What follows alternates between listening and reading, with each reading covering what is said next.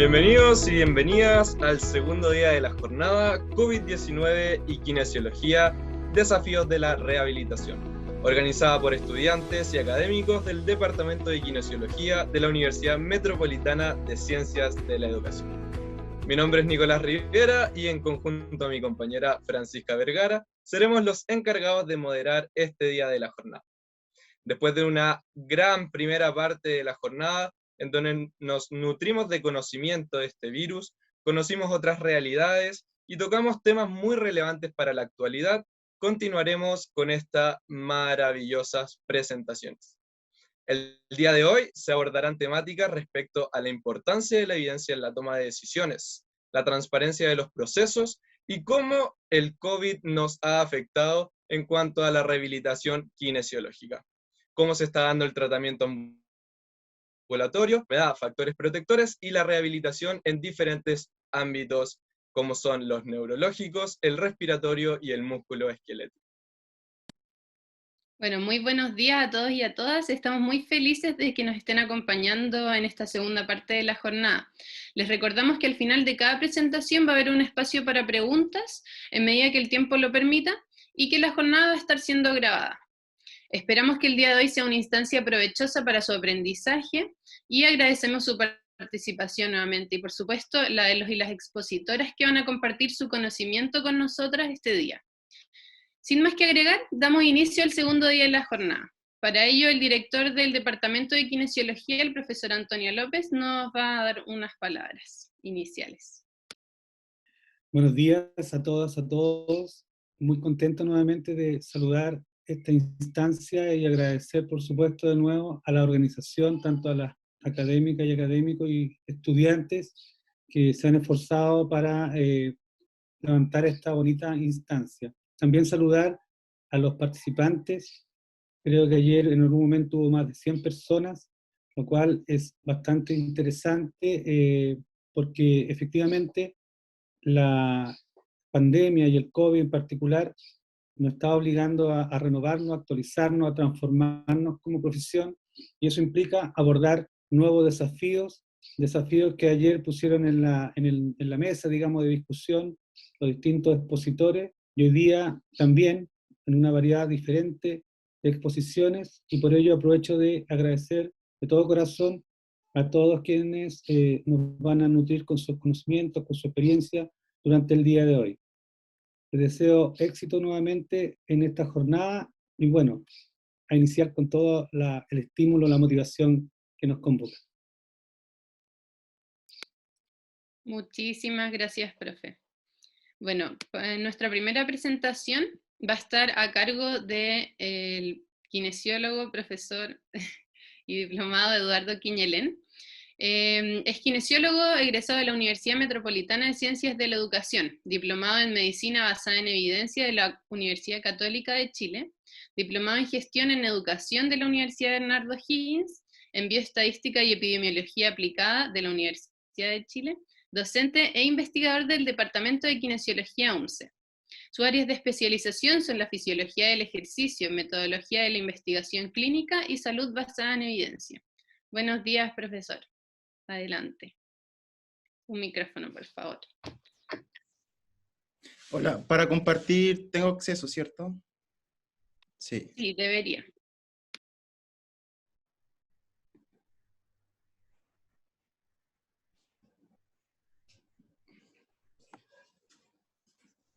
Ya. Hola, buenos días. Entonces, la presentación tiene el siguiente título: De la evidencia a la decisión en COVID-19. La importancia de la evidencia y transparencia de los procesos en la toma de decisión en salud. Entonces, el punto número 1, ya que vamos a hablar de transparencia de los procesos, es transparentar mi formación y conflictos de interés. En primer lugar, soy kinesiólogo, magíster en educación y diplomado en áreas de salud basada en evidencia, bioestadística y epidemiología aplicada. Trabajo como contrata en el Departamento de Evaluación de Tecnología Sanitaria y Salud basada en evidencia del Ministerio de Salud, perteneciente a la Subsecretaría de Salud Pública, y además soy académico de la UMCE. Respecto a los financiamientos, he trabajado en asesoría y elaboración de productos de salud basada en evidencia en comité de expertos para la selección y uso de fármacos esenciales. De este año elaborando cerca de 7 de informes. Y además trabajo como analista y haciendo modelación de datos de calidad de vida en salud ocupacional en Mutual Asesoría. Los objetivos de esta presentación son conocer la importancia de la evidencia y hablar sobre un marco de valor en la toma de decisiones en salud. Conocer generalidades de cómo se elabora una guía de práctica clínica con metodología GRADE, que vamos a hablar algunos aspectos macro, y conocer la importancia y la transparencia de los procesos y productos de salud basada en evidencia y de tecnología sanitaria. Y además vamos a dar cuenta de algunas experiencias internacionales en esta área relacionadas a la pandemia COVID-19. En el contexto de la pandemia han surgido múltiples incertidumbres, ¿cierto?, en la práctica clínica. Pero ¿hasta qué punto es válida la experiencia a lo que se cree? En etapas iniciales no teníamos ensayos clínicos aleatorios, estudios descriptivos de grandes poblaciones, sino que contábamos con opinión de expertos, casos puntuales, estudios únicos o grupos muy pequeños. Entonces, ¿es válida esta primera pregunta? ¿Hasta qué punto es válida la experiencia o lo que se cree? Y en segundo lugar, ¿cómo logramos un marco de acuerdo en la toma de decisiones?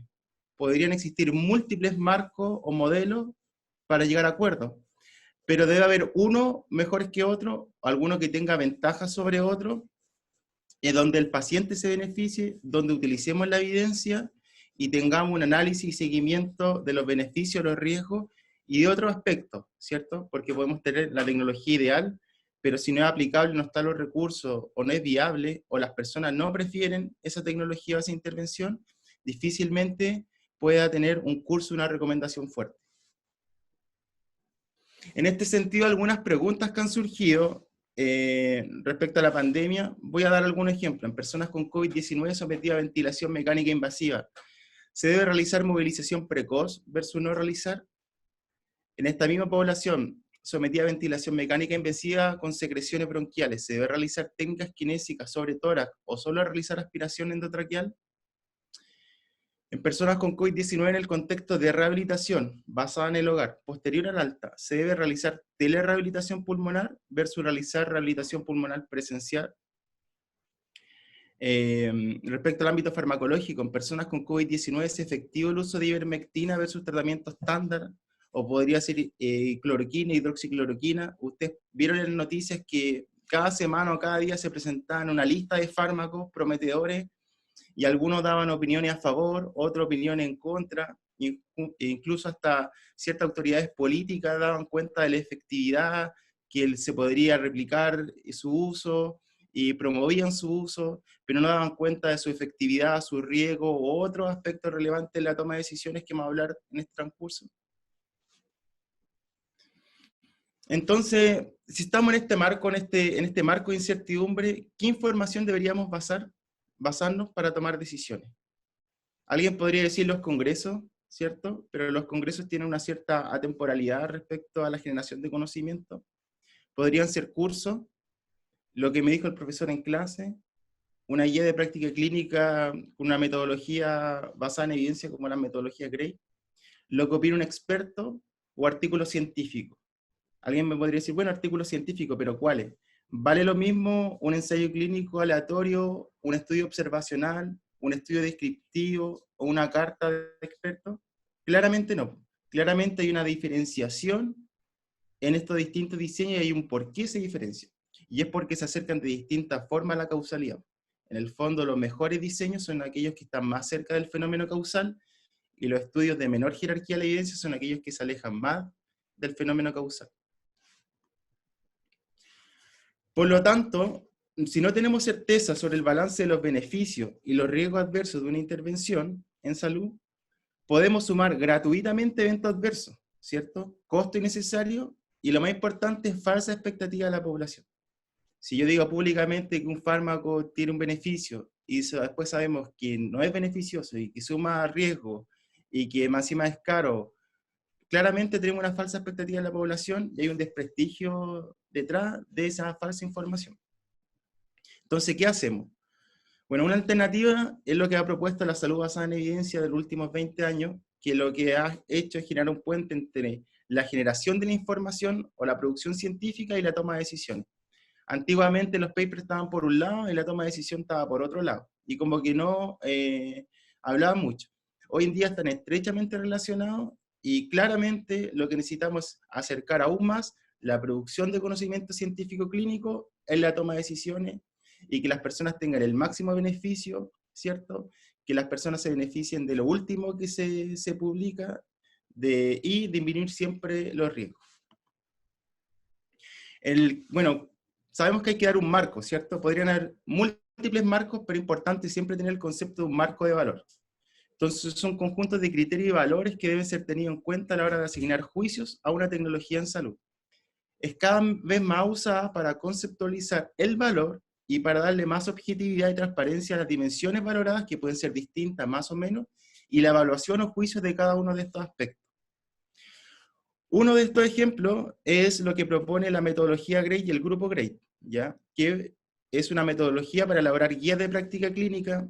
Las guías de práctica clínica antigua tenían muchas limitaciones, tenían muchas formas de ser clasificadas, 1A, 1B, distintas nomenclaturas, y la redacción era muy distinta.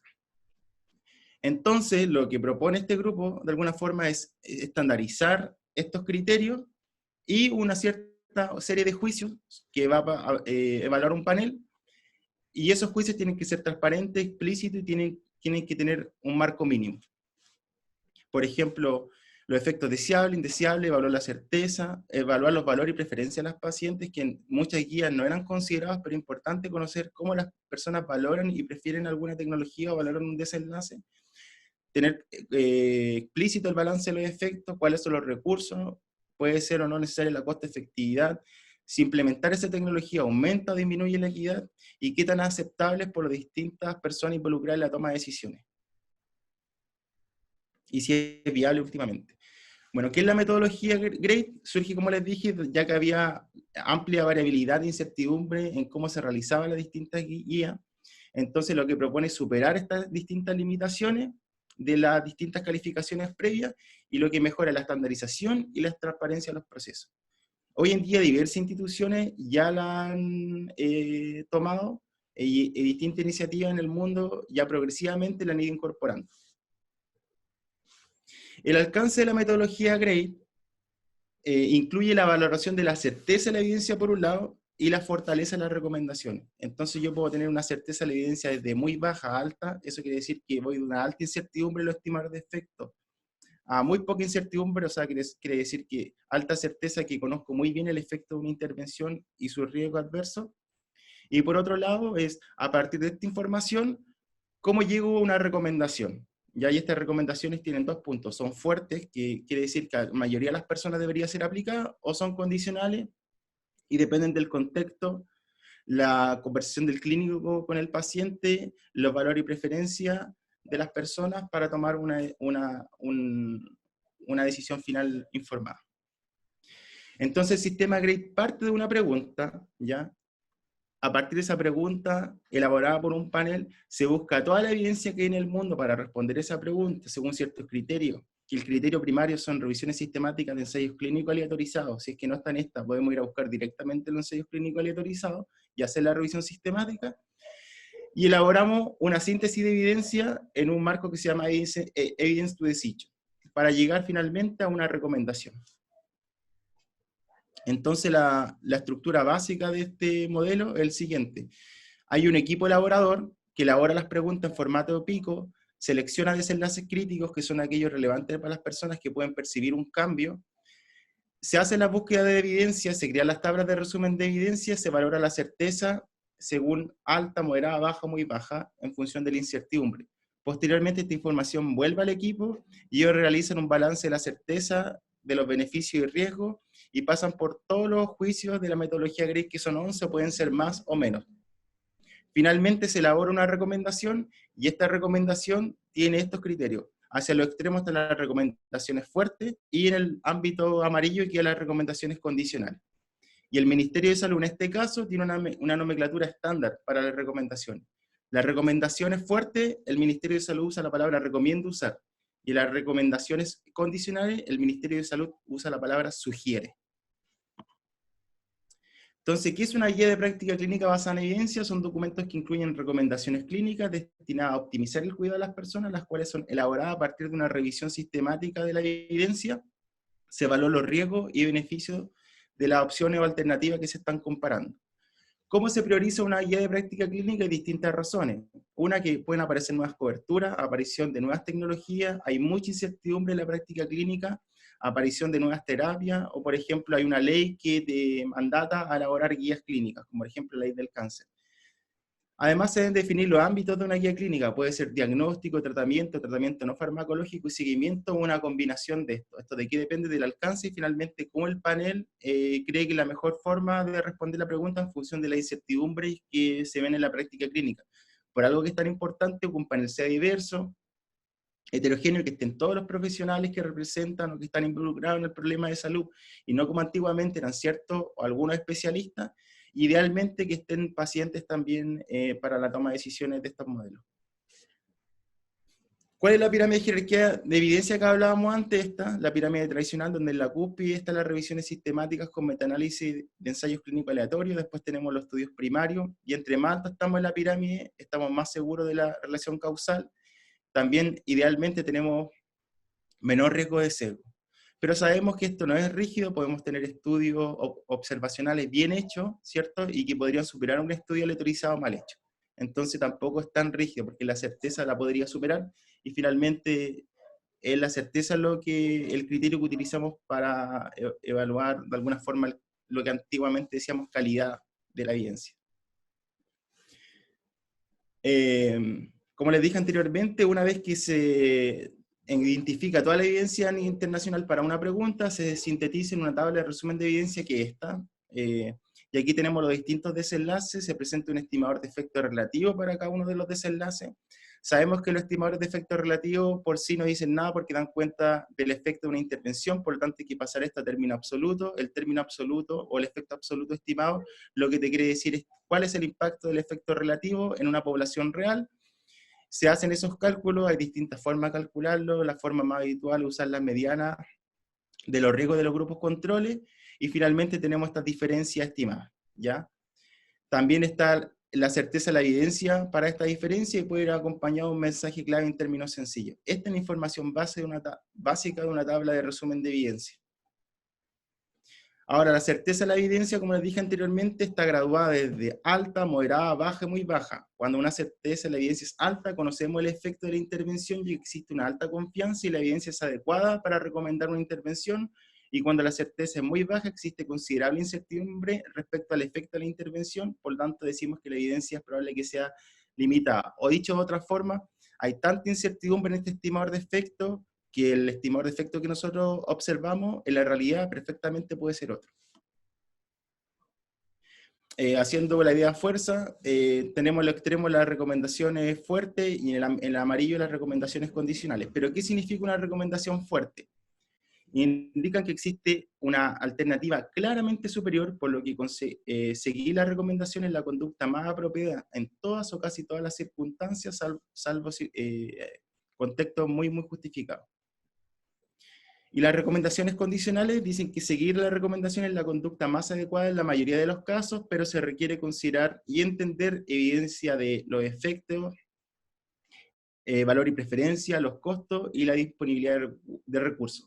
Es importante que el clínico converse e informe al paciente o a la persona sobre estos distintos aspectos o dominio, para que en conjunto tomen una decisión informada sobre qué intervención podría ser más beneficiosa o cuál prefiere respecto a un comparador. Un ejemplo concreto, ya se está, por el Ministerio de Salud ya tiene elaborada la guía de práctica clínica para COVID, pero tiene un ámbito netamente farmacológico, y ustedes pueden entrar, yo les voy a dar el link. Un ejemplo, el uso de ivermectina. No sé si ustedes han visto las noticias, que hay hartas noticias que algunos decían sí sirve, no sirve. En Argentina incluso la estaban usando de manera profiláctica. Y ahí también hay varios activistas que daban cuenta o promovían su uso.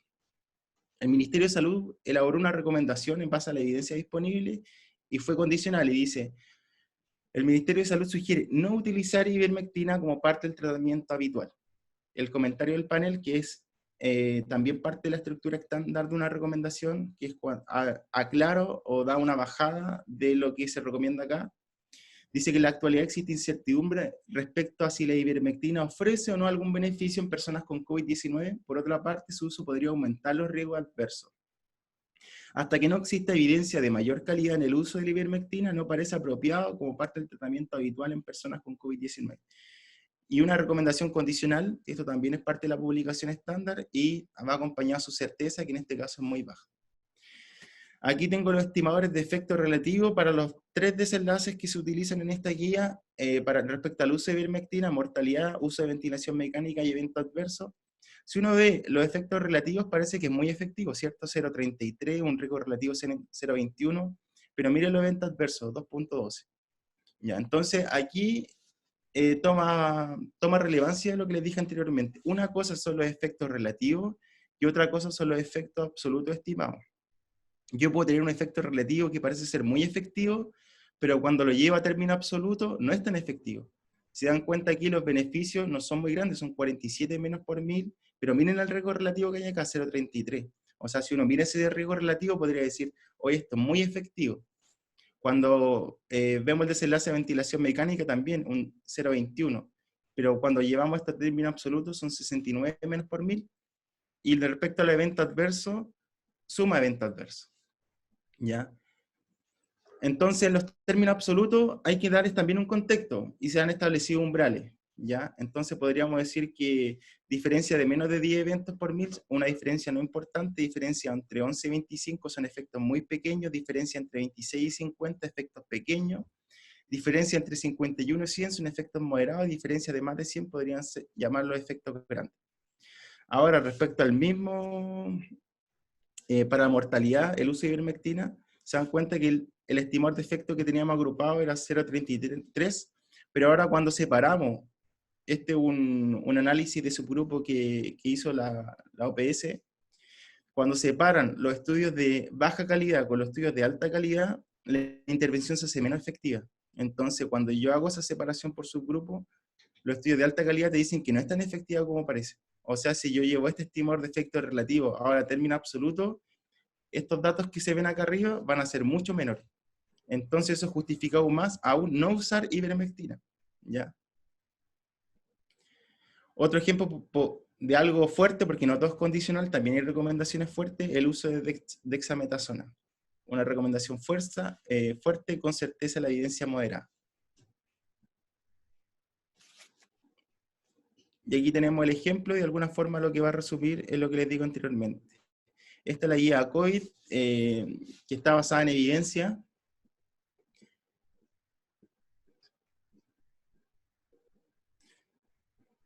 Aquí tenemos la recomendación que yo les comentaba, uso de dexametasona en personas con necesidad de ventilación mecánica. Entonces, en personas con neumonía por COVID-19 con necesidad de ventilación mecánica, el Ministerio de Salud recomienda el uso de dexametasona como parte del tratamiento estándar. Yo si voy a los juicios del panel, yo aquí puedo ver todos los juicios que los da el marco de valor Gray, y puedo ver qué tan significativos son los efectos, ¿cierto? Ahí están los distintos estimadores de efectos, y ahí están los estimadores absolutos. Y miren cuánta es la diferencia sobre el subgrupo de ventilación mecánica, 120 menos. Y cuando veíamos la diapo, decíamos que diferencias sobre 100 eran efectos grandes, ¿ya? Entonces, este es uno de los por qué esta recomendación quedó como fuerte. Y además que la certeza de la evidencia es moderada para el desenlace de mortalidad en el subgrupo de ventilación mecánica. Pero no solamente vemos los efectos, sino también del beneficio del riesgo. También se ve el balance de los beneficios, qué tan grandes son los recursos. Entonces ahí están cuánto cuesta, si está disponible, la costo-efectividad, cuál sería el impacto sobre la equidad, si la intervención es aceptable o no, y en última instancia, si es factible. Entonces está el detalle de cada uno de los juicios. Si hay discrepancias en los paneles, las votaciones también se explicita, y queda todo transparentado en esta publicación, ¿ya? También ustedes pueden ver aquí, tienen un botón de cómo se interpretan las recomendaciones, qué significa una recomendación fuerte, la certeza de la evidencia, y tiene una serie de videos también de cómo poder interpretarla. Otro ejemplo podría ser Salud con Lupa, que aquí está involucrado epistemónicos y un grupo de colaboración internacional, y ustedes pueden ver distintos fármacos y ellos les ponen una clasificación, donde son la ciencia no la avala, uso no apropiado, poco prometedor, neutro, que son aquellos que solamente está justificado su uso para ensayos clínicos, pero no de manera clínica abierta, y el tratamiento estándar son aquellos que deberían usarse, o los que están acá más altos en la lista son aquellos que deberían usarse en ciertos contextos. Y aquí tiene una serie de fármacos que han estado en las noticias y ustedes también lo pueden ver. Otro ejemplo podría ser lo que propone la colaboración Cochrane, que ustedes también pueden ingresar acá.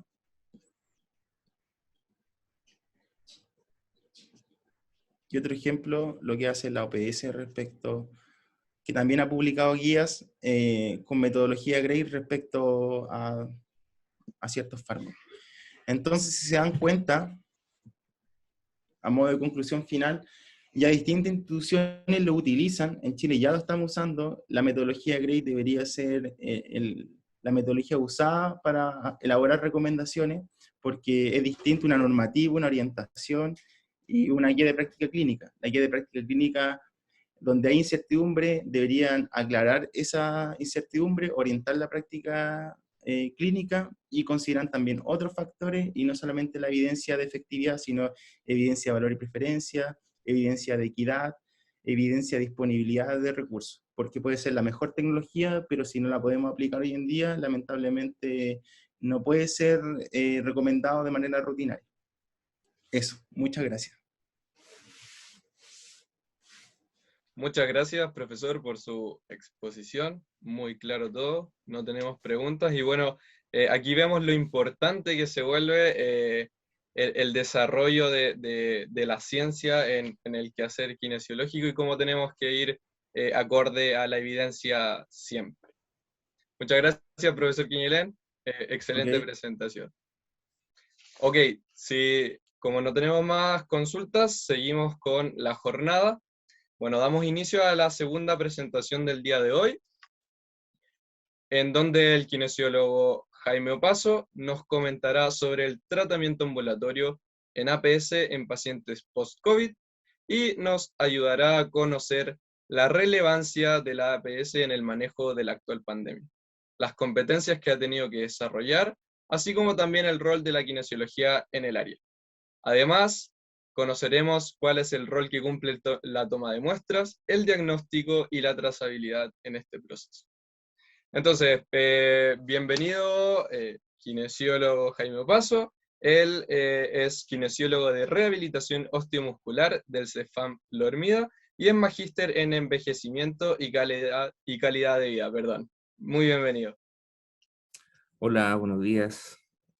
Muchas gracias por invitarme a participar de esta presentación y de esta jornada, ¿no es cierto? Así que voy a compartir pantalla para que podamos ver la presentación. Lo primero que vamos a ver, o que les puedo presentar, es lo que trata sobre el testeo, trazabilidad y aislamiento en APS, o lo que se está realizando actualmente. Por lo menos desde la atención primaria de salud y específicamente desde Peñalolén. Este es un mapa conceptual en el cual se visualiza todas estas funciones que se están realizando, que son recomendadas por la Organización Mundial de la Salud y que hoy en día se están realizando a través, por directriz del Ministerio de Salud, y se están realizando en APS. Entonces, como ustedes ven, cualquier persona hoy en día que está con ciertos síntomas respiratorios debe consultar, ¿no es cierto?, o por lo menos la primera puerta de entrada, por lo menos en salud pública, es ir a un servicio de salud, consultar a un profesional competente, en este caso el médico, y si el médico determina que esta persona pudiera tener sospecha de COVID, le manda a hacer una confirmación diagnóstica a través de un test de PCR. Si este test sale positivo, ¿no es cierto?, se le da la indicación de aislamiento a esta persona y se empieza de inmediato a hacer un seguimiento del grupo familiar o de las personas que estuvieron en contacto con este paciente para finalmente tomar decisiones en salud. Bueno, acá hay un encargado de epidemiología que está a cargo de esto, y finalmente esta persona con síntomas va a tener 3 posibles destinos, que uno es, dependiendo de sus síntomas, ser derivado al hospital; segundo, derivado a una residencia sanitaria, que en este caso se utiliza más que todo cuando hay problemas más que todo sociales del mismo, o de las condiciones de la habitabilidad que pudiera tener esta persona; y finalmente ser derivado a hacer una cuarentena en su domicilio. Antes de seguir adelante con este mapa, debo destacar también que hay otra estrategia para hacer confirmaciones diagnósticas, que es la que señala acá, que son las llamadas búsqueda activa, que es cuando existen ciertos lugares potenciales que podrían haber fuentes, ¿no es cierto?, de personas que estuvieran contagiadas, o que en un cierto sector geográfico hubiera mayor posibilidad de contagio.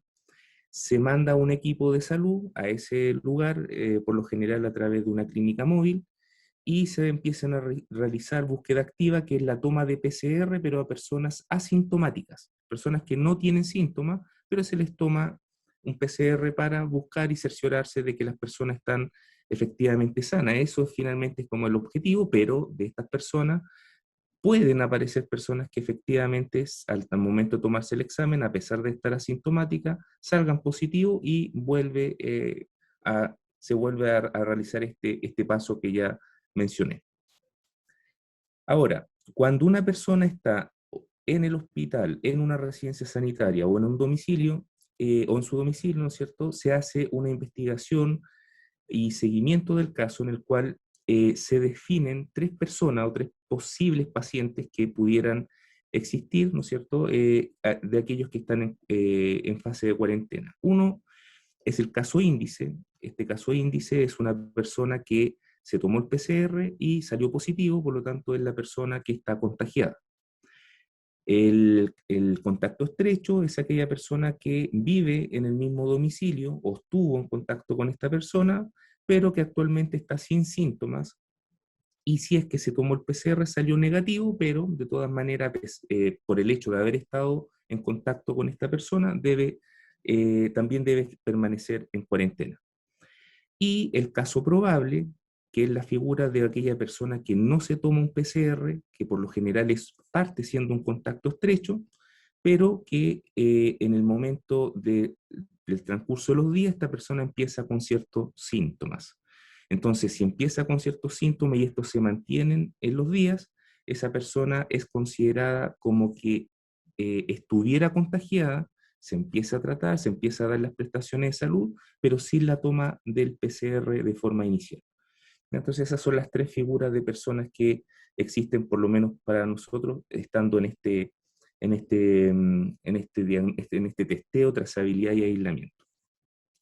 La trazabilidad entonces empieza desde el momento que se empieza a investigar, ¿no es cierto?, y se empieza a seguir estos casos. Por lo general los casos se siguen de forma diaria.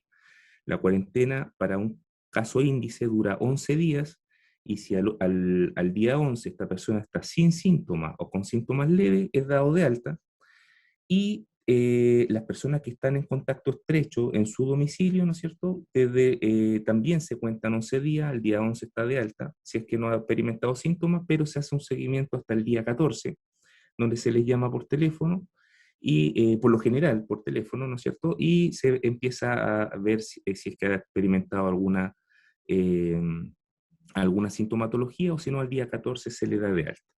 Y el caso probable finalmente se sigue por 11 días de forma diaria, en el cual a ellos se les da la misma prestación que se les da al caso índice. Ahora, la trazabilidad no solamente es un tema de llamado por teléfono, sino que también existe un equipo de trazabilidad que va a los domicilios, ¿no es cierto?, y evalúa a las personas más o menos desde el momento que está diagnosticado durante los próximos días, dependiendo siempre de la contingencia, ¿no es cierto?, y de la cantidad de pacientes que haya, pero se va a hacer una evaluación en domicilio para ver presencialmente cómo se encuentran y el seguimiento a diario que se realiza, ¿ya? Se hace ese seguimiento, ¿no es cierto?, como se dice, y se da el alta de la cuarentena el día 11. Ahora, si esta persona está de alta, que se puede medir los síntomas a través de vía telefónica, ¿no es cierto?, con profesionales competentes. Si se logra detectar que esta persona todavía presenta síntomas y está en su día 11, nuevamente se gestiona una hora médica para que él pueda evaluar o reevaluar el caso y determinar si efectivamente pueda ser derivado, o sea, pueda salir de la cuarentena o tiene que continuar en ella. Eso. Y en el caso de las residencias sanitarias, por lo general, de todas maneras se hace el seguimiento telefónico, pero uno está atento a qué es lo que está pasando en la residencia, cómo se está manejando, y en el caso de las altas, tenerlo considerado, ya que muchas veces no coinciden las altas que dan en la residencia sanitaria con las altas de la cuarentena que completen el día 11. Entonces eso uno tiene que estar atento a que se cumplan esas directrices. Algunos antecedentes epidemiológicos que les puedo mencionar actualmente, hay un sistema informático que se llama Epivigila. A ese sistema informático nosotros migramos todos los datos que se hacen en este sistema de testeo, trazabilidad y aislamiento. Todo lo que pasa por el tema del COVID se migra a este programa, que es nacional. Y a nivel de comuna, este programa, y con fecha de corte, creo que fue 26 o 29 de junio, ahora de este mes, llevamos alrededor de, o sea, el sistema Epivigila notifica que hay 30.171 casos activos, o sea, hubieron casos de entre cuentas, caso índice y casos probables. A nivel comunal estoy hablando, de la comuna de Peñalolén, hay 656 fallecidos y actualmente activos hay 795 personas con COVID o con casos probables, caso índice o caso probable. A través de la Corporación Municipal de Peñalolén y a través de nuestro accionar en el CEFAM, nosotros tenemos bajo control a 25.466 personas. De los fallecidos que han estado bajo control de nuestros servicios son 502 y de forma activa quienes estamos controlando son 643. Estas son las diferencias que hay entre lo que habla el programa Epivigila y lo que las prestaciones que nosotros realizamos, y aquí tienen que entender de que hay muchos casos que, por ejemplo, que a pesar de que están notificados, a pesar de que están migrados y que forman parte de nuestra población bajo control, muchos deciden tomarse su examen de forma particular o tomar estrategias de forma particular o en el momento que fueron diagnosticados estuvieron en otra comuna.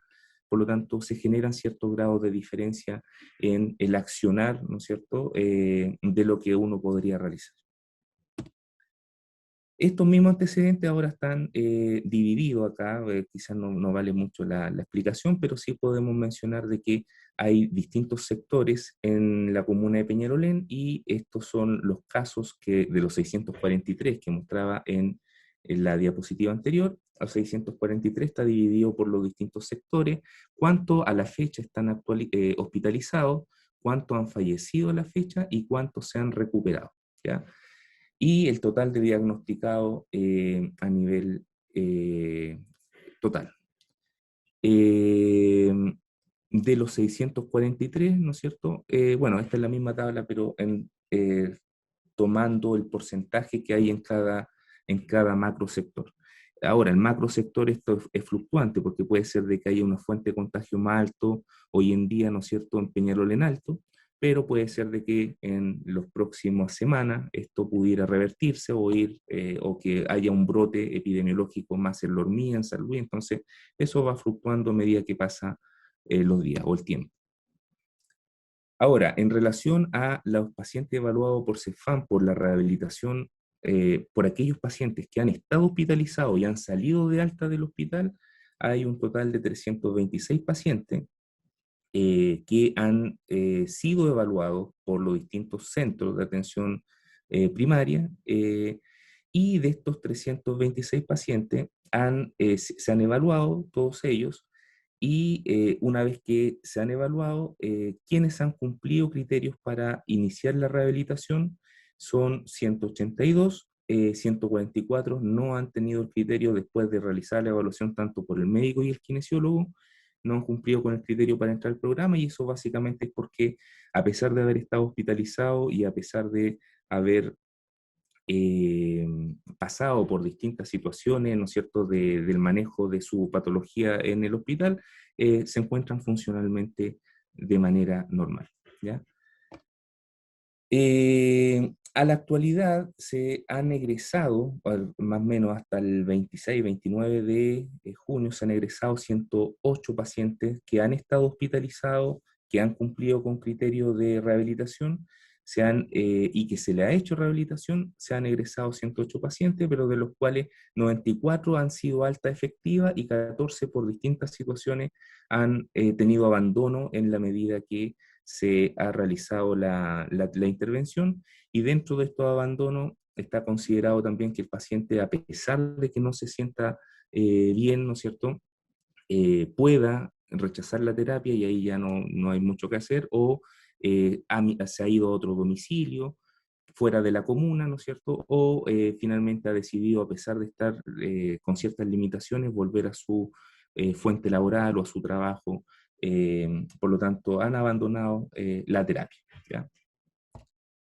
En relación a la rehabilitación post-COVID, antes de dar alguna directriz o mostrarles qué es lo que estamos haciendo actualmente, les voy a mostrar un video de un caso real que se ha dado a nivel de la comuna y que nosotros estamos, y que de alguna manera resume lo que nosotros realizamos.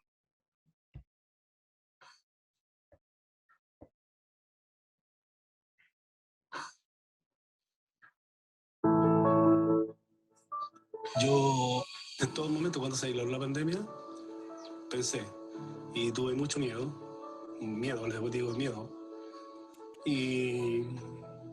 pero no asimilaba qué porcentaje iba a ser, cómo iba a ser no pensé que iba a ser tan fuerte. Es terrible, terrible, y el miedo a no estar con mi familia y no poderme despedir, un abrazo de ellos, un chao. Y eso, pensé que mi vida se acababa acá. Yo sabía que iba a fallecer. Estaba consciente de eso y era mi realidad.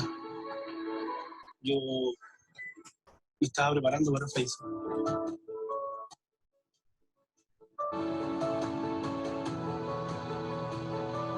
La rehabilitación consiste en una intervención domiciliaria al paciente infectado, sobre todo al paciente post-hospitalizado, donde hacemos una evaluación inicial y dependiendo de esta evaluación dejamos una serie de ejercicios motores y respiratorios. La rehabilitación tiene un tiempo estimado de 10 sesiones, ¿cierto?, repartidas en 4 a 8 semanas. Por lo general en este tiempo tenemos muy buenos resultados. Cuando salí de la UTI y pasé a sala común y luego ya me dieron el alta, yo estaba aprendiendo a caminar. Cuando salí del hospital yo no podía hablar, era toser. Me vine a mi casa, me trajeron en la ambulancia, me entraron, subí al segundo piso, que está en mi dormitorio, tuve que subir gateando, me demoré más de 15 minutos en subir mi escalera. Nosotros, aparte de hacer la rehabilitación física y respiratoria, somos un soporte, un acompañamiento también. Sacamos muchas dudas y ellos lo agradecen mucho.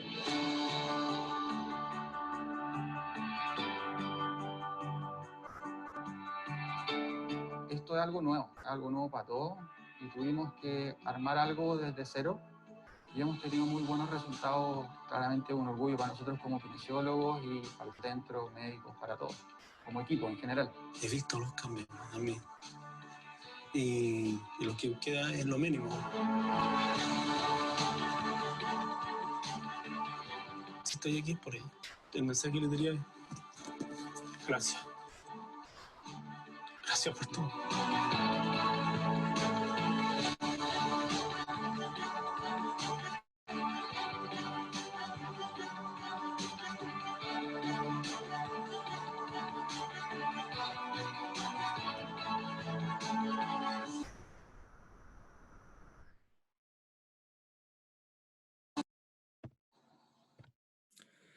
Bueno, ¿Me siguen escuchando, cierto?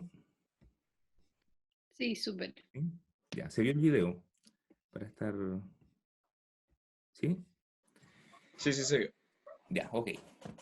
Entonces, bueno, el video resume bastante de forma completa lo que nosotros estamos realizando actualmente. Lo que les puedo mencionar del problema de la rehabilitación post-COVID es que tienen que pensar que nosotros somos un servicio de atención pública, que somos un servicio limitado y hoy en día la carga laboral por los distintos prestaciones que se realizan es muy amplia y uno tiene que priorizar.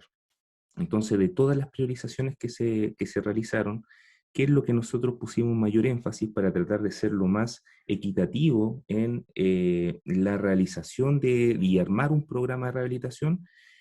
Fue finalmente con la experiencia, para ir viendo cuál es la carga de pacientes que llegaban a consultar o la problemática que se estaba generando producto del COVID.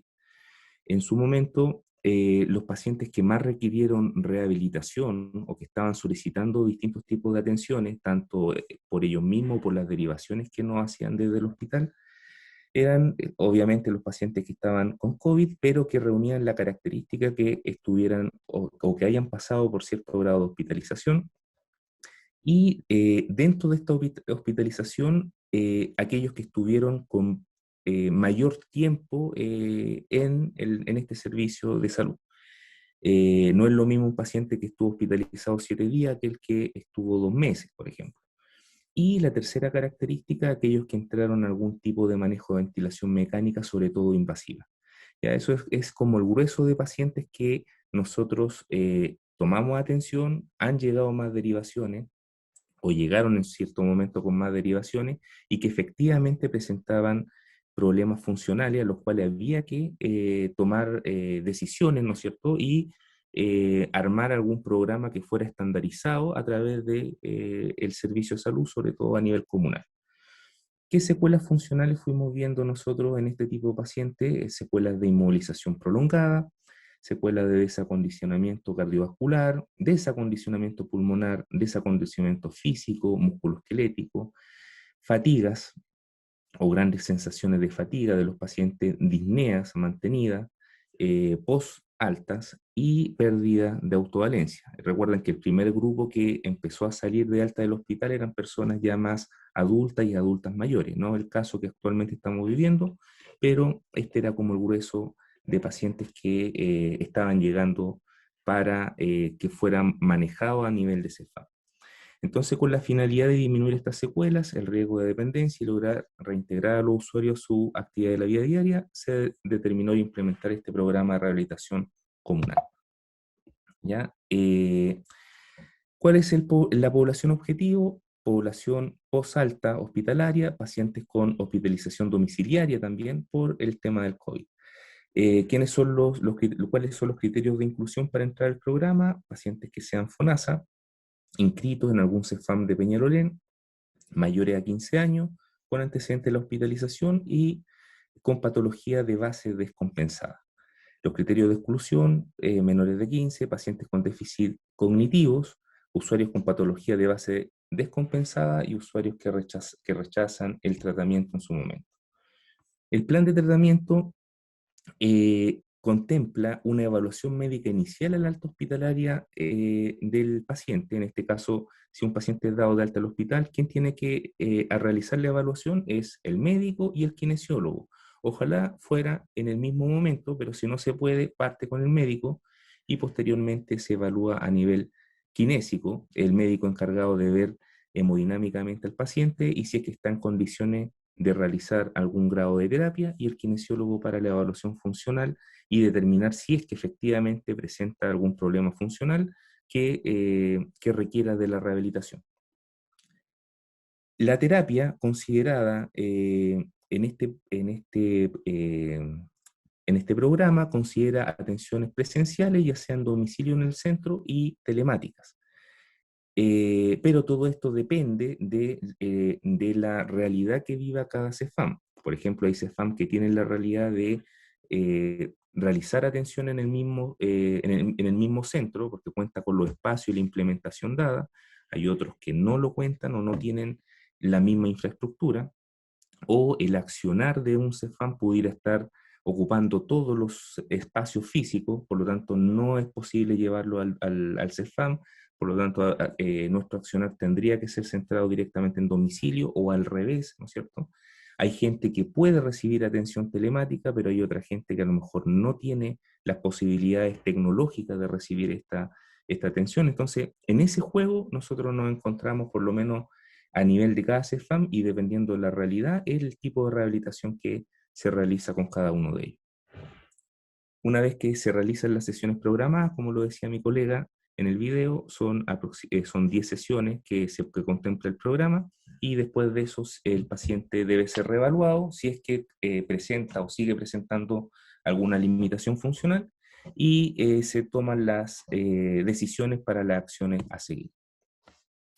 Las herramientas que estamos utilizando actualmente para la evaluación inicial, por lo menos nosotros, son escala de dependencia, escala de Bartel, para la evaluación de la fatiga, el cuestionario de fatiga, para la disnea, la escala de disnea modificada o la MRC, para la fuerza, la dinamometría y el SIT, o la prueba de parar y sentarse en 30 segundos, y medir la cantidad de repeticiones que realiza, y para el equilibrio la estación unipodal. Eso fue como consensuado a nivel de todos los kinesiólogos comunales de las pruebas funcionales que íbamos a realizar para evaluar la condición funcional en la cual se encontraba el paciente.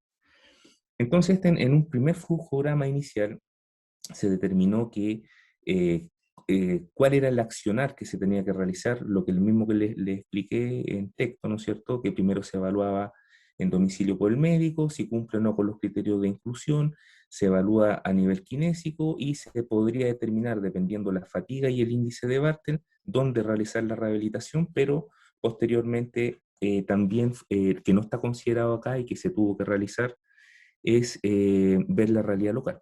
¿Qué es lo que tenemos disponible hoy en día para realizar la rehabilitación? Si no contamos con el espacio físico en el CEFAM, nuestra atención estaría dada más que todo en domicilio o viceversa. Ahora, una vez que el paciente se trata, ¿cuáles son los criterios de alta? Los criterios de alta son de que por lo menos el paciente, después de realizar estas sesiones, debe cumplir por lo menos con 3 de los siguientes parámetros de normalidad, ¿no es cierto? De que haya mejorado por lo menos el índice de Bartel mayor a 55 puntos, que el FAS o la escala de fatiga esté menor a 21 puntos, que el MRC esté menor de 3 puntos, que parar y sentarse de una silla en 30 segundos sea más de 12 repeticiones, que la dinamometría en mujeres sea mayor a 16 y en hombres mayor a 18, y que la estación unipodal sea mayor a 5. Entonces, si tiene 3 de estos criterios, 3 o más, ya es una condición de que uno podría decir de que tuvo una alta satisfactoria, por lo menos desde su punto de partida. Ahora, si el paciente mantiene pérdida funcional o incluso pudiera empeorar, ¿no es cierto?, se contrarrefiere a médico para que realice la evaluación y derivación correspondiente. ¿Qué materiales se utilizan? Como ustedes vieron, tenemos a disposición dinamómetro de mano, saturómetro, banda elástica, un teléfono celular para temas del COVID, mancuernas de 1, 2 y 3 kilos y bastones terapéuticos para realizar la rehabilitación. Y los apoyos audiovisuales, que se realizaron algunos videos a nivel comunal de nosotros mismos, realizando ciertos ejercicios y que nosotros los podemos pasar a los pacientes, obviamente con ciertas indicaciones previas, y ver si es que tienen la suficiente capacidad para poder realizarlo de manera autónoma, y también algunos trípticos que los dividimos en básico, intermedio y avanzado, donde también se le explica a los pacientes, uno se cerciora efectivamente si los puede realizar, y si lo realiza, le realiza la indicación en ellos mismos. Entonces, aquí hay una serie, se los voy a mostrar solamente, pero por ejemplo el set de ejercicios básicos, trípticos básicos, que de algunos ejercicios que nosotros les vamos indicando, y le anotamos la repetición y el número de serie y cuántas veces al día debería realizar, ¿ya?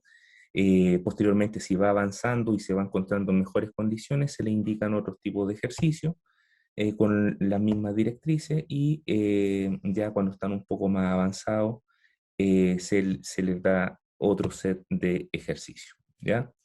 Ahora les voy a mostrar, pero a grandes rasgos nomás, porque es un video un poquito más largo, pero tiene la misma lógica que el video inicial, que muestra una realidad de un paciente y del programa de rehabilitación post-COVID, pero este es un video donde se fomenta el accionar de ejercicio. Así que les voy a mostrar una pequeña parte de él. Aunque estemos en cuarentena, es muy importante que todos, y principalmente los adultos mayores, hagamos ejercicio físico. No olvidemos que la inactividad aumenta el riesgo de caídas y de perder la autovalencia, y que el ejercicio nos ayuda a estar y sentirnos bien. Por eso, le presentamos una rutina liviana y fácil de hacer en casa. ¡Vamos a movernos! Lo primero es respirar correctamente. Tome aire por la nariz, elevando los brazos y luego expulse por la boca mientras los baja. Repita de 3 a 5 veces. Si prefiere, puede hacerlo sentado. Ahora, 4 ejercicios para elongar brazos, muñecas y hombros. Mantenga la posición por 10 segundos a cada lado y repita de 3 a 5 veces cada uno. Y para relajar los hombros, rótelos hacia adelante y hacia atrás.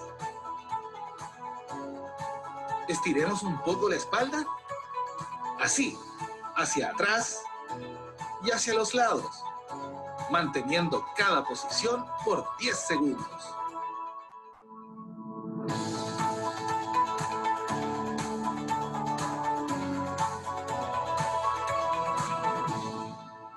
Y ahora, las piernas. Con las piernas abiertas, trate de tocar la punta del pie y quedarse así por 10. Afirmado contra la presión, trate de tocar la punta. ¡Muy bien! Cambio de lado. ¡Muy bien! Eso para no aburrirlos más, ¿no es cierto? Pero básicamente la lógica de los ejercicios es dar una serie de ejercicios que, con una previa evaluación y monitorizando de que el paciente pudiera realizarlo, uno ha generado, y esto lo han hecho todos los colegas a nivel comunal, una serie de ejercicios, baterías que lo hemos compartido entre todos y se los pasamos a los pacientes para que pudieran tener distintas vías de opciones de tratamiento en su mismo hogar. Eso, pues, para no quitar, porque creo que estoy en el tiempo. Así que eso es la presentación. No sé si tienen alguna duda o consulta al respecto. Muchísimas gracias, muchas gracias, todo muy claro. En realidad queda muy en evidencia la importancia que tiene la atención primaria. Bueno, en estos tiempos se hace más evidente, pero siempre. Hay una pregunta en el chat y nos han llegado preguntas, pero se las enviaremos posteriormente para que las pueda responder, ya que la siguiente expositora está dentro de la reunión ya. ¿Le parece? Por supuesto. Ya, muchísimas gracias, don Jaime. Pasamos entonces ahora a la siguiente exposición, que está a cargo de la kinesióloga, perdón, de la estudiante Valentina Geria. Bueno, nuestra compañera además es técnico de nivel superior en preparación física y entrenadora de gimnasia rítmica. Así que ahora, Valentina, te dejamos a cargo. Hola, muy buenos días. Bueno, ayer me tocó de presentadora, hoy día de exposición. Muchas gracias nuevamente a todos los que están presentes. Y bueno, tengo la opción de compartir pantalla, ¿cierto? Sí.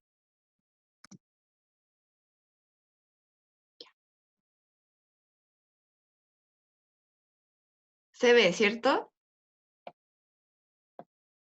Ahí se está cargando. Está cargando. Ah, ya. Sí, hoy día amaneció un poquito lento mi, mi internet. Ya. Bueno, mucho se ha hablado ahora, ¿cierto?, del tema de la fisiología del COVID, cómo ha afectado, ¿cierto?, al sistema de salud y todo eso. Yo ahora les vengo a hablar un poquito de algo diferente, ¿ya? Que es los factores que van a poner un poco en la mesa cómo podemos proteger, ¿cierto?, la sintomatología grave del COVID, ¿ya? Que es distinto a protegernos contra el contagio, ¿ya? Entonces, ahí sí. Bueno, como sabemos, el virus SARS-CoV, perdón, o sea, el virus SARS-CoV-2 es el causante del desarrollo del COVID-19, ya que nosotros, como hemos visto, es una condición que afecta gravemente al sistema respiratorio. Ahora, mucho se ha oído de que hay personas que portan ciertas enfermedades que, como podemos ver, muchas van relacionadas con la diabetes, hipertensión, enfermedad, y estas se relacionan estrechamente con la obesidad en varios casos, ¿ya? Y ahora, ¿qué se dice de estas personas? Que tienen un mayor riesgo de desarrollar un COVID de manera más severa. Entonces, para entender esto, necesitamos entender qué relación existe entre el COVID-19 y las comorbilidades. Ya, lo que estas enfermedades que tienen esta relación con la obesidad, lo que tienen en común es que tienen una inflamación crónica de bajo grado. ¿Qué significa esto? Que en estas comorbilidades constantemente va a haber una liberación de células del sistema inmune, ¿ya? Y también va a haber una liberación constante de mediadores preinflamatorios. Entonces, esto va a generar que constantemente se vaya liberando factores que van a estimular una inflamación en el cuerpo, ¿ya? Entonces, primero tenemos que tener en cuenta que la inflamación es un mecanismo de defensa natural dentro de nuestro organismo frente a posibles daños o noxas, ¿ya? Y estas comorbilidades se asocian a daños que pueden ser perjudiciales para nuestro organismo. Por eso vamos a tener constantemente una inflamación, pero de bajo grado, pero que se va a mantener en el cuerpo. Y ahora lo que cabe preguntar es qué va a pasar con el COVID-19 cuando estas personas que cuentan con comorbilidades se infectan con este virus, con el SARS-CoV-2, ¿ya? Para esto traje un paper, ¿ya? Una revisión sistemática y metaanálisis, ya que habla y relaciona sobre las comorbilidades y la gravedad clínica del COVID-19. ¿Y qué se encontró? Bueno, primero, se analizaron muchas condiciones, ¿ya? Y yo rescaté estas tres principales: la diabetes, la hipertensión, ¿ya? Y la enfermedad cardiovascular. La inmunodeficiencia, para efectos de este momento, no nos vamos a fijar en ella, ¿ya? ¿Y qué arrojó el gráfico? Como podemos ver, la línea media, hacia la derecha van a ir todos los estudios que indicaron que existe una relación entre la comorbilidad y la severidad del COVID-19, ¿ya? Y si nos fijamos en la mayoría de todas estas tablas, los indicadores puntuales caen hacia la derecha. Quiere decir que varios estudios asociaron la gravedad del COVID-19 con la comorbilidad, ¿ya? Hay estudios que hicieron excepciones, por ejemplo, el de Liu, el 2020, ya que, como vemos, se marcó hacia la izquierda. Quiere decir que no existe no se pudo comprobar que existió una relación entre la comorbilidad y la gravedad del COVID, ¿ya? Y a grandes rasgos, se resumió que la hipertensión, su riesgo global, equivale a 4,05 veces más probable, ¿ya? Quiere decir que existe 4,05 veces una mayor probabilidad de sufrir un COVID grave si yo tengo hipertensión. Asimismo ocurrió con la enfermedad cardiovascular, donde el número es distinto: 4,39 veces una mayor probabilidad de que si yo tengo una enfermedad cardiovascular, pueda yo sufrir un COVID grave. Y lo mismo con la diabetes mellitus, donde 3,53 veces más tengo yo riesgo de sufrir un COVID grave si padezco de esta comorbilidad. Entonces, ¿qué nos dice el estudio? Las comorbilidades que yo mencioné anteriormente presentan un mayor riesgo, ¿ya? O una mayor probabilidad de yo presentar un COVID grave, ¿ya? Con incrementos de más de 3,5 veces, ¿ya? De riesgo en comparación a otras condiciones, como por ejemplo la enfermedad renal crónica, las inmunodeficiencias, la enfermedad crónica pulmonar y el hábito tabáquico, ¿ya? Porque este estudio reunió también esas condiciones, perdón, ¿ya? Pero las que demostraron una mayor gravedad fueron estas tres, que las asociamos con la obesidad. Entonces, teniendo en cuenta que ya hay como luces de que existe una relación entre estas comorbilidades y la gravedad del COVID, pongo sobre la mesa que nosotros también podemos hacer cosas para intentar caer en una gravedad, ¿cierto? Entonces, yo encontré estudios que avalan que el ejercicio físico podría ser un indicador de un contagio severo, ¿cierto? O sea, de un desarrollo severo de esta enfermedad.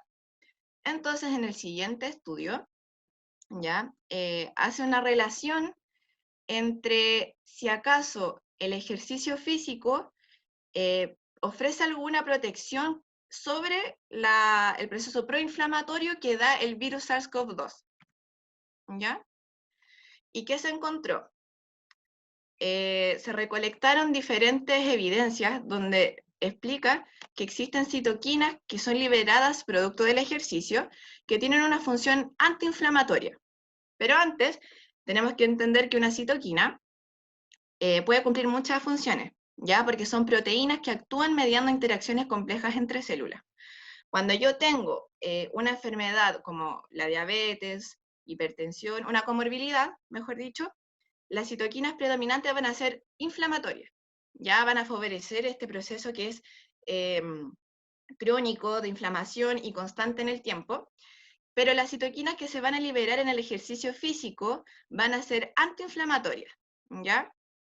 Otra evidencia que también se rescató es que el ejercicio puede regular la expresión de los TLR proinflamatorios, ¿ya? Los TLR son receptores que se encuentran en la membrana de la célula, ¿ya? Y específicamente el TLR4, una vez activado, ¿ya?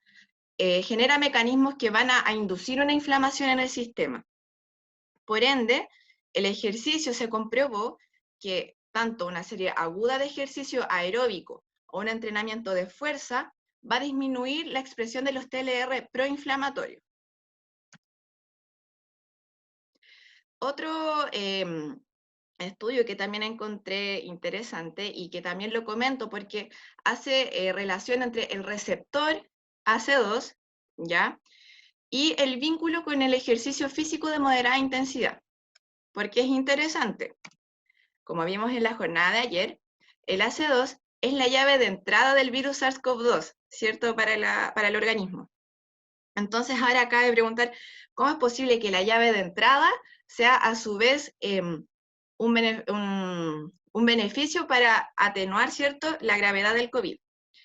Y esto se da porque el AC2 es un componente súper importante para la regulación del eje renina-angiotensina. ¿Ya? Este eje renina-angiotensina es el encargado de generar una vasoconstricción en el cuerpo, ¿ya? Pero cuando yo tengo un proceso fisiológico, yo necesito tener otro proceso fisiológico que me contrarreste esa respuesta para generar una homeostasis, ¿ya? Y el AC2 es aquel componente de regulación negativa de este eje de renina-angiotensina que va a regular esta vasoconstricción mediante una vasodilatación, ¿ya? Por eso es tan importante. Ahora, este receptor lo podemos encontrar en órganos como, por ejemplo, pulmones, intestino, riñones, corazón y otros más. Esa es la razón por la cual el COVID puede afectar diferentes sistemas, porque este receptor lo encontramos en diferentes órganos, ¿ya? Entonces, ¿qué se plantea en este paper? Que pese a ser la llave de entrada para el virus, su expresión permite atenuar el daño pulmonar. Entonces, se citó un estudio ya donde se hizo un protocolo a hombres activos físicamente, ya que se implementaron dos protocolos de ejercicio. Primero, el protocolo de ejercicio de intervalo de alta intensidad, ya que para los que no saben, este tipo de ejercicio son aquellos donde existen intervalos cortos de ejercicio a alta intensidad, con periodos breves de pausa, ¿ya? O de ejercicios de baja intensidad. O sea, yo tengo un lapso donde voy a generar una alta intensidad en mi cuerpo, o sea, voy a aumentar mi frecuencia cardíaca, ¿cierto? Me va a costar hablar, voy a estar cansada, ¿cierto? Y eso yo lo voy a alternar con ejercicios de baja intensidad para recuperarme, ¿ya? Y el otro protocolo que se implementó fue aquel que era de continuo y de intensidad moderada, ¿ya? Esto quiere decir que es un ejercicio, por ejemplo, como el trote, donde yo lo voy a mantener, ¿cierto?, en el tiempo, sin pausa, y yo voy a tener la posibilidad de poder conversar, ¿ya? Yo no voy a llegar digamos, como a un punto en que yo no voy a poder hablar, voy a estar súper cansada, no, yo lo voy a poder mantener en el tiempo.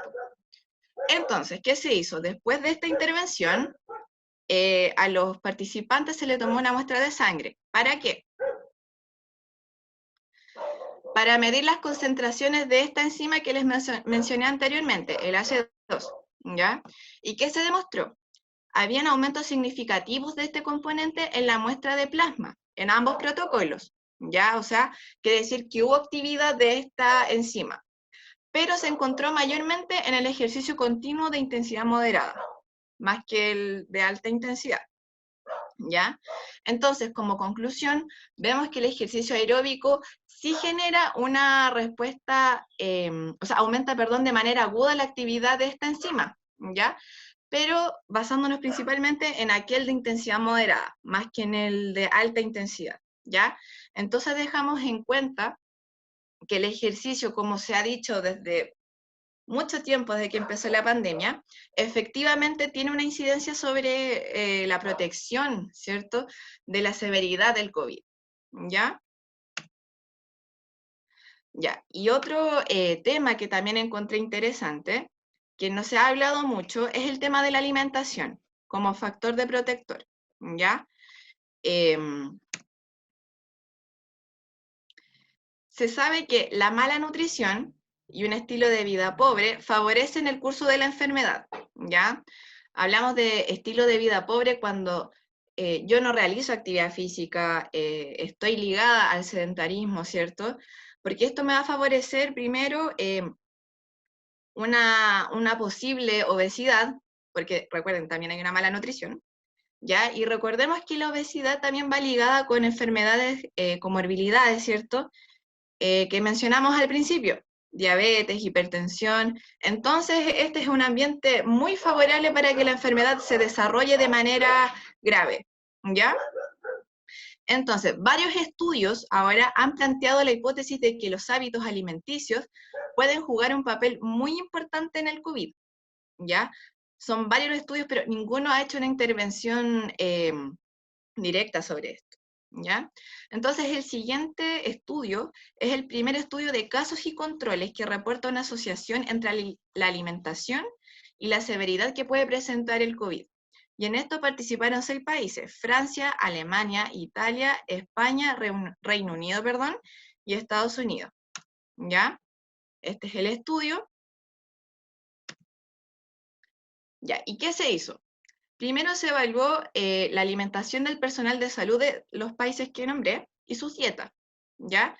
Hicieron 3 clasificaciones de dietas para poder separar mejor esta categorización, ¿ya? Y tenemos la primera, que es la dieta a base de plantas, que incluye la dieta a base de plantas o vegana, y las vegetarianas. La segunda clasificación fueron las dietas pescetarianas, que son aquellas que están en base a plantas más productos del mar. Y la otra son dietas que son bajas en carbohidratos, pero altas en proteína, ¿ya? Donde aquí las personas que pertenecían a este grupo consumían legumbres, frutos secos y productos animales, ¿ya? ¿Y cuál era la idea de esto? Era que se pudiera comprobar si acaso las dietas a base de plantas que incluyen productos animales ya se asocian con la gravedad del COVID. ¿Y qué se obtuvo? Bueno, a la izquierda tenemos los grupos de dieta, ¿ya? Y acá, bueno, no se nota mucho, pero está la línea media, ¿ya? Que está del 1 hacia arriba, ¿ya? Aquellos puntuadores, o sea, indicadores puntuales, perdón, que van hacia la izquierda, que van más cercanos hacia el 0, están relacionados con una poca probabilidad de gravedad del COVID, ¿ya? O sea, yo voy a tener menos riesgo de sufrir un COVID grave. En cambio, aquellos que van del 1 hacia la derecha se asocian con un riesgo mayor de sufrir COVID severo, ¿ya? Entonces, como podemos ver, hacia la izquierda aquí tenemos las dietas basadas en plantas y las dietas basadas en plantas o pescetarianas, ¿ya? Pero está más cargado hacia el 0 o hacia la izquierda aquella dieta que está solamente basada en plata. Y por el contrario, tenemos la dieta que es baja en carbohidratos, pero alta en proteínas, que recordemos, esta es la que consume productos como legumbres, frutos secos y productos animales, ¿ya? Y esa dieta está cargada más hacia la derecha, o sea, presenta una mayor probabilidad de sufrir un COVID grave, ¿ya? Entonces, ¿qué obtuvimos finalmente? Aquellas dietas que se basan en plantas presentan un menor riesgo de desarrollar una sintomatología severa de COVID. Ya, según el estudio, esto se asocia porque aquellas personas que pertenecían a este grupo tenían un mayor consumo de frutas y vegetales, ¿ya? Y estas tienen un alto nivel un alto contenido de vitaminas, ¿ya?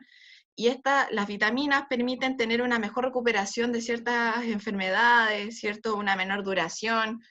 Y en cambio, por el contrario, aquellas dietas con bajos contenidos de carbohidratos pero alto en proteína presentan una sintomatología de moderada a severa en comparación al resto de las dietas estudiadas. Esto, según el estudio, porque se asocia que el consumo de carnes rojas puede o genera un ambiente ya inflamatorio, o sea, promueve que ya exista una inflamación previa dentro del organismo. ¿Ya? Entonces, estos patrones de dieta, hablando de las dietas basadas en planta, podrían ser consideradas como protección contra la sintomatología grave de COVID. Esto es según el estudio basado en lo que se observó. ¿Ya? Entonces, para terminar, una de las claves para evitar una infección por COVID-19 grave es mantener hábitos saludables, ¿ya? Para esto hay factores que permiten conseguir este propósito, como ya vimos, el ejercicio físico que me permite reducir, ¿cierto?, un estado inflamatorio, y en el caso de que si la persona tiene comorbilidades, me permite regular esta inflamación que es constante en el tiempo, pero de bajo grado, y también una alimentación saludable, que es como lo que arrojó el estudio anterior, que vimos recién, ¿ya? Pero, aún así, faltan estudios para corroborar algunos hechos, ¿ya? Pero la evidencia que hasta ahora se ha recogido, de todas formas, igual muestra una posible relación entre estos factores y la prevención de una sintomatología grave de COVID-19, ¿ya? O sea, nosotros necesitamos indagar más, porque igual recordemos que ahora este virus es relativamente nuevo, ¿ya? Por ende, nos hacen falta estudios para asegurar que realmente la evidencia que estamos viendo ahora guarda una relación con la severidad del COVID. Y bueno, esa sería mi presentación.